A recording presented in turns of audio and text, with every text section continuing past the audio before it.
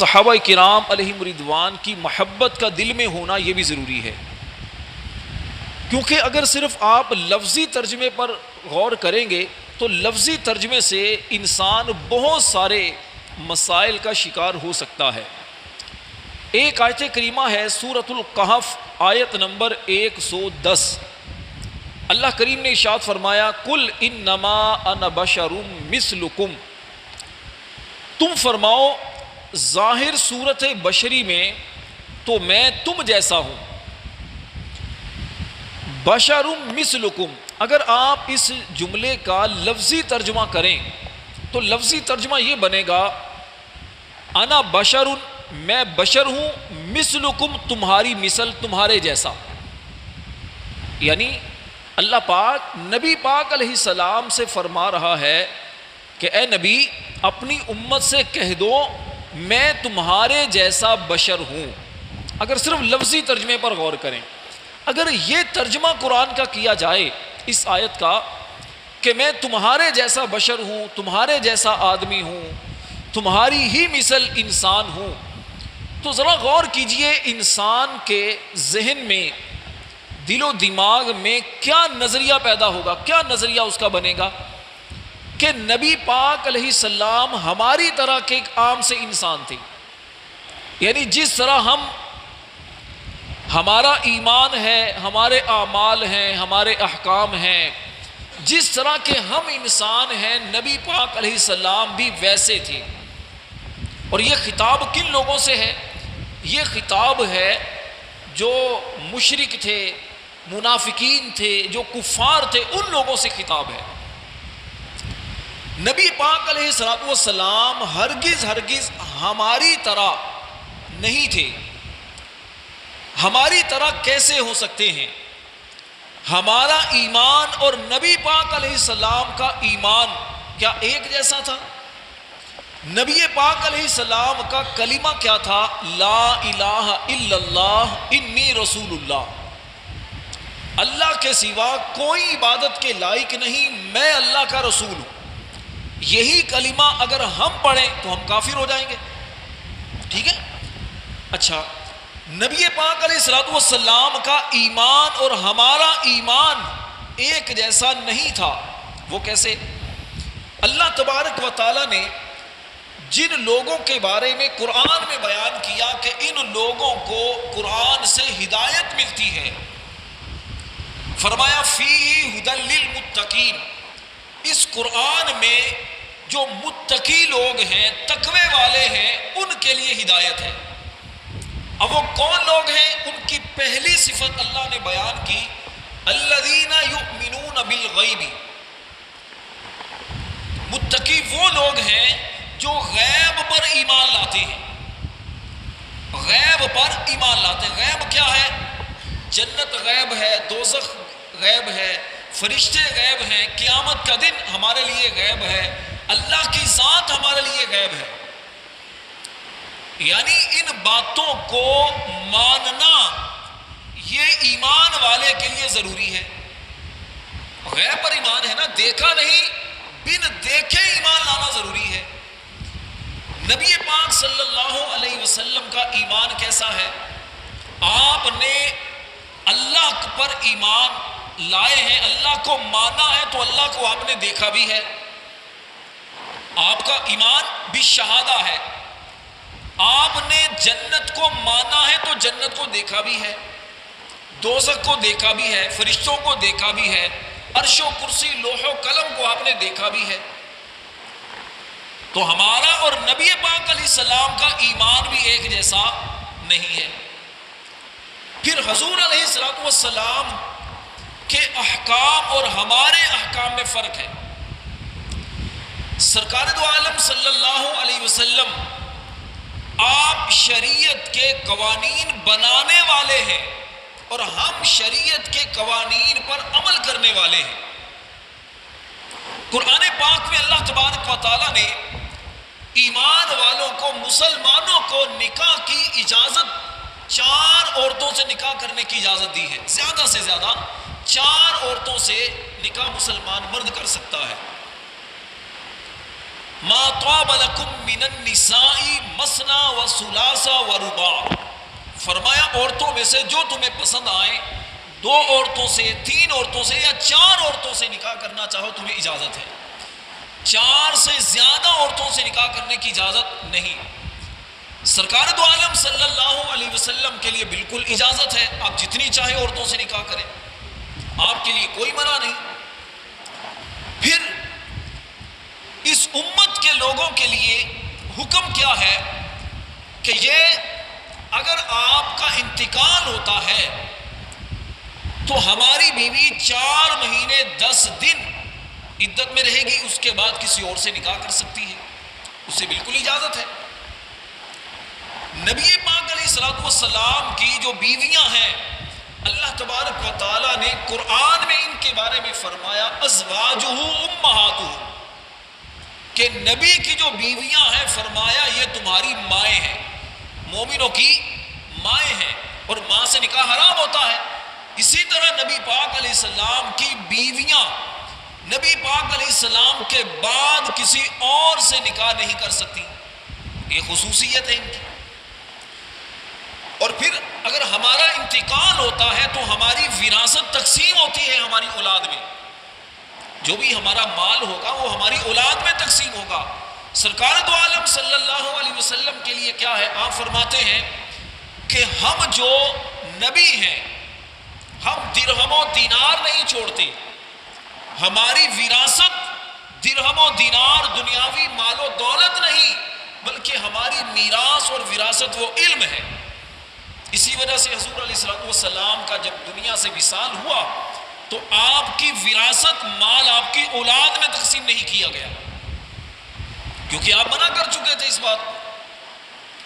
اور پھر غور کیجئے، سرکار دو عالم صلی اللہ علیہ وسلم پر نمازیں 6 فرض ہیں، 5 یہ نمازیں اور ایک تہجد کی نماز، جبکہ ہم پر صرف 5 نمازیں فرض ہیں۔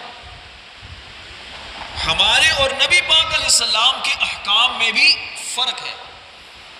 اور پھر غور کیجئے، میرے اور آپ کے جسم پر یہ کالی مکھی جو ہے، جو گندگی پر بیٹھنے والی مکھی یہ بیٹھتی ہے، نبی پاک علیہ السلام کے مبارک کے جسم پر یہ مکھی کبھی نہیں بیٹھی۔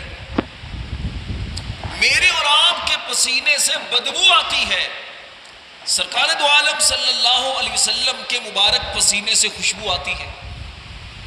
میرے اور آپ کے جسم کا سایہ بنتا ہے، سرکار دو عالم صلی اللہ علیہ وسلم کا اللہ نے سایہ ہی پیدا نہیں کیا۔ میرے اور آپ کا تھوک اگر کسی پانی میں چلا جائے تو لوگ گھن کھاتے ہیں، نبی پاک علیہ السلام کھاری کنویں میں اگر لعاب ڈال دیتے ہیں تو وہ کھاری کنواں میٹھا ہو جاتا ہے۔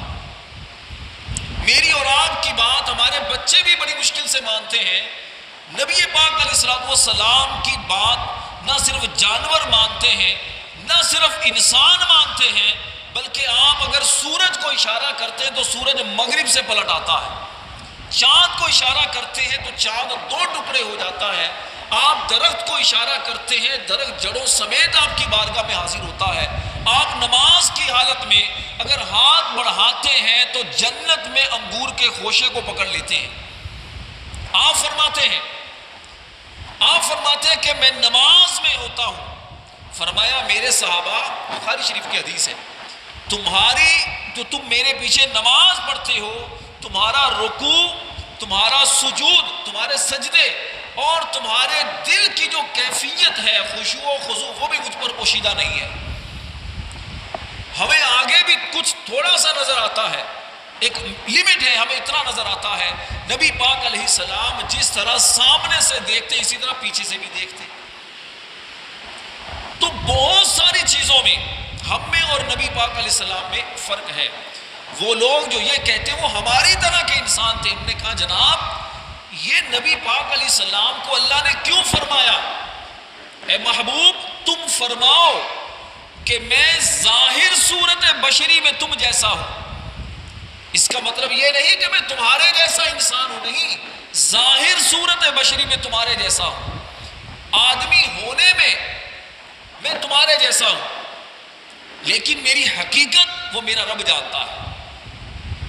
ہم اگر بیٹھ کر نفل پڑھیں ہمیں آدھا ثواب، نبی پاک علیہ السلام بیٹھ کر نفل پڑھیں کھڑے ہو کر پڑھیں آپ کو دونوں صورتوں میں مکمل ثواب ہے۔ سونا پہننا مردوں کے لیے حرام ہے، لیکن نبی پاک علیہ السلام حضرت سراقہ بن مالک کے لیے جائز قرار دیتے ہیں سونے کے کنگن پہننا۔ قرآن پاک میں ہے کہ اگر کبھی مسئلہ ہو جائے، کوئی جھگڑا ہو جائے کسی بھی معاملے میں، دو مردوں کی گواہی ہونی چاہیے یا ایک مرد اور دو عورتوں کی گواہی ہونی چاہیے، تب ان کے حق میں فیصلہ ہوگا۔ لیکن نبی پاک علیہ السلام نے حضرت خزیمہ بن ثابت انصاری ایک صحابی کی گواہی فرمایا، ان کی ایک کی گواہی دو مردوں کے برابر ہے۔ اللہ نے آپ کو اتنا اختیار دیا ہے، تو نبی پاک علیہ السلام ہماری طرح کے انسان نہیں تھے، انسان تھے، بشر تھے۔ آپ کی بشریت کا انکار کرنا کفر ہے، لیکن وہ ہماری طرح کے نہیں تھے، یہ فرق رکھنا بڑا ضروری ہے۔ لوگ کہتے ہیں جی قرآن میں لکھا ہے، نبی پاک فرما رہے میں تمہارے جیسا ہوں۔ بھائی تمہارے کن کو فرمایا یہ بھی تو دیکھو، یہ فرمایا کافروں کو، مشرکوں کو۔ ان کو کیوں فرمایا؟ اس کی وجہ یہ تھی کہ کافر رات دن نبی پاک علیہ السلام کے معجزے دیکھتے، وہ معجزے دیکھتے نبی پاک کے۔ ہو سکتا ہے کوئی ایسا کہہ دیتا کہ جناب یہ تو اللہ کے بیٹے ہیں، یہ مردوں کو زندہ کر دیتے ہیں، عیسیٰ علیہ السلام مردوں کو زندہ کرتے تھے۔ عیسائیوں نے کہا یہ اللہ کے بیٹے ہیں۔ حضرت عزیر علیہ السلام 100 سال کے بعد دوبارہ زندہ ہوئے، یہودیوں نے کہا یہ اللہ کے بیٹے ہیں۔ اللہ نے قرآن میں ان کے بارے میں فرمایا وَقَالَتِ الْيَهُودُ عُزَيْرٌ ابْنُ اللَّهِ وَقَالَتِ النَّصَارَى الْمَسِيحُ ابْنُ اللَّهِ۔ یہودی کہنے لگے عزیر اللہ کے بیٹے، عیسائی کہنے لگے عیسیٰ علیہ السلام اللہ کے بیٹے، حالانکہ دونوں ہی غلط۔ پھر آپ نے وہ واقعہ سنا ہوگا جب حضرت ابراہیم علیہ السلام نے نمرود بادشاہ سے کہا تھا اگر تم خدا ہو تو سورج کو مغرب سے نکالو۔ قرآنی واقعہ نا، اگر تم خدا ہو تو سورج کو مغرب سے نکالو۔ اگر نمرود بادشاہ سورج کو مغرب سے نکال دیتا تو ابراہیم علیہ السلام لاجواب ہوتے، لیکن وہ کافر تھا، نہیں نکال سکا، لاجواب ہو گیا۔ نبی پاک علیہ السلام نے حضرت علی کے لیے سورج کو مغرب سے پلٹایا۔ تو اب اگر جو قرآن پڑھنے والا وہ یہ کہہ سکتا تھا، خیال دل میں آ سکتا تھا کہ بھئی قرآن میں اللہ کی ایک نشانی یہ بیان کی گئی کہ اللہ وہ ہوتا ہے جو سورج کو مغرب سے نکالے۔ نبی پاک علیہ السلام نے جب سورج کو مغرب سے نکالا تو ہو سکتا ہے کسی کے ذہن میں آ جاتا بھائی یہ تو خدا ہے، انہوں نے سورج کو مغرب سے نکال دیا۔ تو اس کا رد کر دیا کہ محبوب ان لوگوں سے فرماؤ کہ میں ظاہر صورت بشری میں تمہارے جیسا انسان ہوں، میں انسان ہوں، مخلوق ہوں، میں خالق نہیں ہوں، معبود نہیں ہوں، میں بھی اللہ کا بندہ ہوں، لیکن تمہاری طرح کا نہیں ہوں، ظاہر صورت بشری میں تمہارے جیسا ہوں۔ تو اسی سے بعض لوگ دھوکہ کھاتے ہیں، اور یہ ترجمہ آپ کو امام اہل سنت مولانا شاہ احمد رضا خان کا ملے گا۔ آپ ترجمہ کیا کرتے ہیں؟ تم فرماؤ ظاہر صورت بشری میں تو میں تم جیسا ہوں، یوحا الی انما الہکم الہ واحد، مجھے وحی آتی ہے کہ تمہارا معبود ایک ہی معبود ہے۔ تو یہ واضح طور پر فرق اللہ نے بھی آگے بیان کر دیا کہ ظاہر صورت بشری میں میرا نبی تمہارے جیسا ہے، لیکن یہ نہ سمجھ لینا کہ میرا نبی بالکل تمہارے جیسا ہے، کیونکہ ان پر تو اللہ کی طرف سے وحی آتی ہے، اور وحی کس پر آتی ہے؟ اللہ کے رسولوں پر آتی ہے اللہ کی طرف سے۔ اس طرح کی قرآن پاک میں اور بہت ساری آیتیں ہیں، آپ اس کا ترجمہ صرف لفظی اگر کرنے جائیں گے تو انسان بہت سارے وسوسوں کا شکار ہو جاتا ہے۔ اور یہ اللہ تعالیٰ نے امام اہل سنت مولانا شاہ احمد رضا خان رحمۃ اللہ علیہ کو ایک وصف دیا، قرآن کا فہم دیا ہے کہ آپ جب ان کا ترجمہ پڑھتے ہیں تو آپ قرآن پاک کا حقیقی مفہوم سمجھنے میں کامیاب ہو جاتے ہیں۔ کوشش کیا کریں قرآن پاک کا ترجمہ پڑھیں، کنز الایمان پڑھیں، انشاءاللہ بہت اچھے انداز سے آپ کو بات سمجھ میں آئے گی۔ دعا ہے اللہ کریم میری اور آپ کی حاضری اپنی بارگاہ میں قبول فرمائے۔ آمین بجاہ النبی الامین صلی اللہ تعالی علیہ وسلم۔ الحمدللہ رب العالمین والصلاة والسلام علی سید المرسلین۔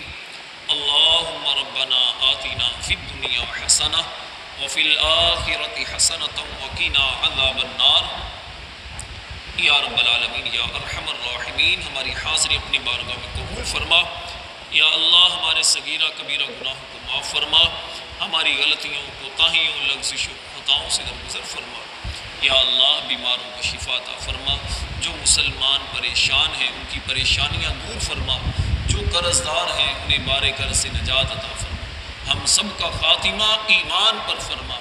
کہتے رہتے ہیں دعا کے واسطے بندے تیرے، کر دے پوری آرزو ہر بے قصور مجبور کی۔